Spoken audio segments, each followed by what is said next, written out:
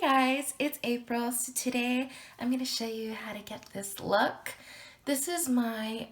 I've been a very naughty girl lately, and I need some punishing, some discipline. Uh, maybe not that. But basically this look, the inspirations for this look is like late 60s, early 70s giallo, grindhouse, sexploitation type films. Think Edwige Fenech meets Carmen Electra because it kind of has that like 90s look as well. Specifically like that Jenna Jameson porn star look, which is amazing. Lots of dark eye makeup. I've really been feeling this kind of like feline shape and just very contoured and glowy in this lip. I feel really hot in this look. I feel like I can dominate anybody that crosses my path in this look, and I may just have to. But anyways, one of the other bigger inspirations for this look is my friend's art. She goes by Lil Melons, and I'm actually going to leave a link to her Instagram down below. You should check out her art. She does commissions, and it's pretty cool. And I'm going to show you a couple of pieces right now. Mind you, you might be offended by it. I don't know. I don't know your life like that, but anyways, this is the first piece that I won in a little giveaway, and look at that makeup. Do you see that? I love it. I love that eye shape, and she actually looks like both of these girls right here. I'm just saying, she's like really beautiful, but I just really love that eye shape where it's kind of elongated, and I like the really highlighted brow, and I mean, it's making me rethink my eyebrows. Like, maybe I should get even thinner eyebrows because I kind of like the look. And this next piece is kind of amazing. And I don't know, the subject in this one might look kind of familiar. I don't know. But here it is. And yes, that's actually me when I did one of my Edwige looks, and I'm a vampire. But like this right here, that's everything that I want to be. Like, that is the goals in life, and that's who I am deep down inside. And I love it. Yeah, it's really great. Also, this is a look that I feel like I can pick Peter Steele up in, you know? Like, if this were the 90s and I was going to go see Typo Negative and I really wanted to sleep with Peter at the end of the night, this is the look that I would be wearing. I don't know what I would have on my body, but this is the look that I would go for. And would it work? I don't know. If there's a redhead in the crowd, it's kind of game over for us, because apparently he was a sucker for redheads, and I'm a brunette. But still, this is the look that I would wear. I don't know. But I'm kind of all over the place. Enough talking. If you really like this look, just stay tuned and I will show you how to get it, obviously, because you're here. I'm just sorry that you've had to sit through such a long intro to see the tutorial. Okay, yeah. You guys already know what's up. I'm going to take my favorite Benefit PoreFessional primer. This is a pore filling primer, and I'm going to work this just around the center of my face, my nose, and anywhere I have large pores. Now go in with whatever your favorite foundation is. I like this Rimmel one because the longevity of it is pretty good. And just kind of go ahead and apply that all over your face. And just blend it out with a beauty blender or a brush. I really like this Real Technique sponge. It does the job well. And as you can see, I like to take that over my eyes as a bit of a base. Also, my eyes are kind of veiny looking. And next, I'm going to take some Coty AirSpun loose powder and a little tiny blusher brush and just set my under eyes and around my nose, since that's the area that creases first. Going in with some brown pomade, I'm going to go ahead and just fill in my eyebrows. This is basically just the way I like to fill in my eyebrows. If you have a specific shape you like to go for, then go ahead and do that. You don't necessarily have to do things exactly like how I do, if that makes sense. I will say though, a darker brow does look pretty good paired with this eye. So if you can't go darker, I mean, I think it'd look pretty hot. It's always a good idea just to run a spoolie through your eyebrows a little bit to just kind of blend the eyebrows a bit more. And now I'm going to go in with this concealer palette, picking a shade that's just a few shades lighter than my actual skin tone. And I'm going to go ahead and cut out my eyebrow. This helps it look very crisp and clean, like you just got your eyebrows done.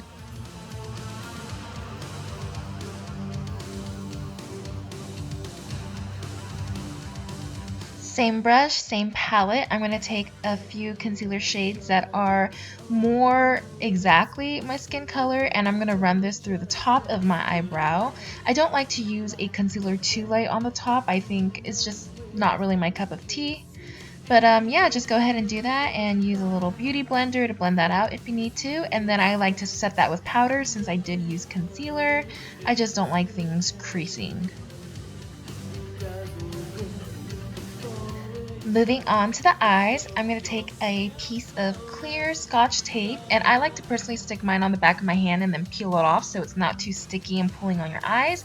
And we're just going to align that to the corner of our eye, to the tail of our eyebrow.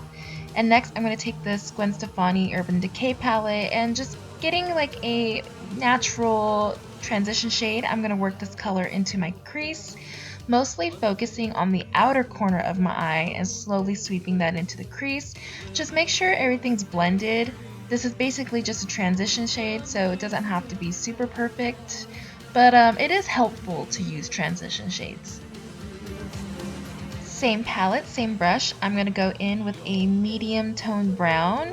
I kind of mixed a cooler tone and a warmer tone together, and as you can see, I'm working this on the outer corner of my eye, slowly sweeping it in, trying to make sure that it's blended really well so that my transition is nice and smooth, but any brown will do.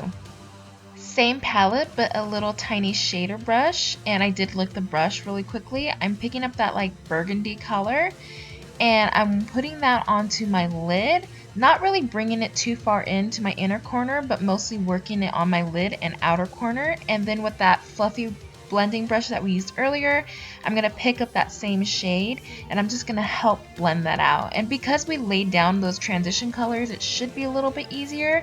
But if you need a little assistance, don't be afraid to dip into any of the brown eyeshadows to help blend that color out for you.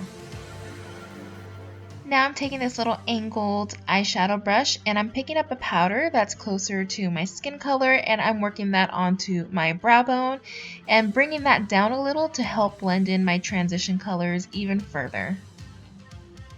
Same palette and that fluffy blending brush that we use, I'm going to dip into some matte black eyeshadow and I'm going to basically work this on the outer corner, and it's just going to give us that really cool, evil, winged out look. With that shader brush and that face powder that we just used earlier, go ahead and touch up your brow bone if you feel like you need to. Gently peel off the tape and go ahead and use like your beauty blender just to clean up any fallout that may be there. Same palette and a little tiny shader brush, I'm going to pick up the color Skimp, which is just a very natural champagne shimmer, and I'm going to pop that in my inner corner. Same palette, but with a little angled liner brush, I'm going to dip into Punk and then Blackout. And I'm going to start to line my lower lash line and have that connected to my eyeshadow up top. If you have any fallout like I did, go ahead and clean up with a sponge. And next, I'm going to take some liquid eyeliner and I'm going to line my top lines pretty normally. I am going to just wing it out ever so slightly because, a winged eyeliner looks pretty hot with this look. And maybe that wing was a little bit bigger than I made it sound like I was gonna do. Whoops. So with that same eyeliner, I'm gonna do a little peak on the inner corner of my eye. This is gonna really elongate your eye and make it look quite feline. This is kind of tricky. It did take me a while to eventually master this, and even then I don't think it's super mastered. But just give it a shot, and if you mess up, a Q-tip is your best friend. Now to work on this under eye liner, I'm just going to have it kind of float away from that line that we created earlier and then have it slowly connect into the eyeshadow that we blended on our lower lash line. This is also tricky. Once again, don't be afraid of a Q-tip and a makeup remover. So going in with that angled shadow brush and that black and burgundy eyeshadow, I'm going to go ahead and smudge that bottom liner out just to soften it up. Now we're going to curl our lashes a little bit and go ahead and just do a quick little coat of mascara on your top lashes. And I like to focus on my bottom lashes, making them very spiky. And I'm going to go ahead and take a nude or white eyeliner and I'm going to pop this onto my waterline to make them look a little bit more opened. And next I'm taking a flared out spiky pair of eyelashes and just plopping them on. An eyelash does look pretty cool with this look, if I may say so. I personally like to run a little brow gel through my eyebrows just to clean them up. And here I am taking some loose setting powder and just dusting that all over my face. I am taking an angled contoured face brush and some contour powder. This is kind of more cooler toned. And I'm just going to go ahead and carve out some cheekbones, make them really defined. Same powder and a small angled contouring brush. I'm just going to run this down the sides of my nose so that it's a little bit more defined. I'm not really doing extreme contouring. It's just so that my nose doesn't get lost with the very matte makeup.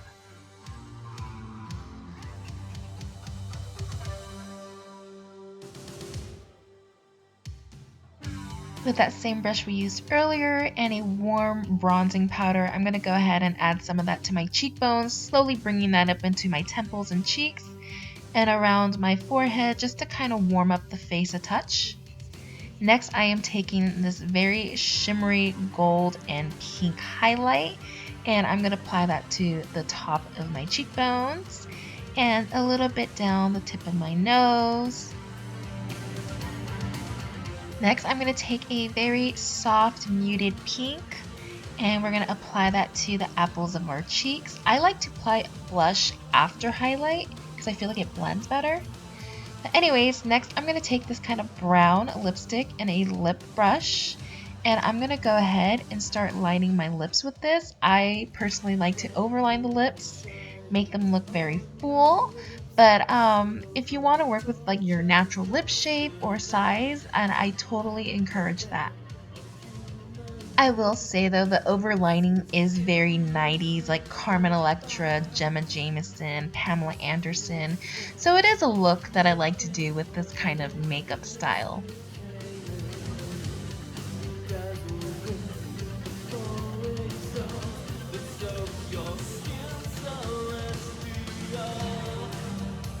Now I'm taking a slightly cool nude lipstick and applying that onto my lips, focusing mostly on the center.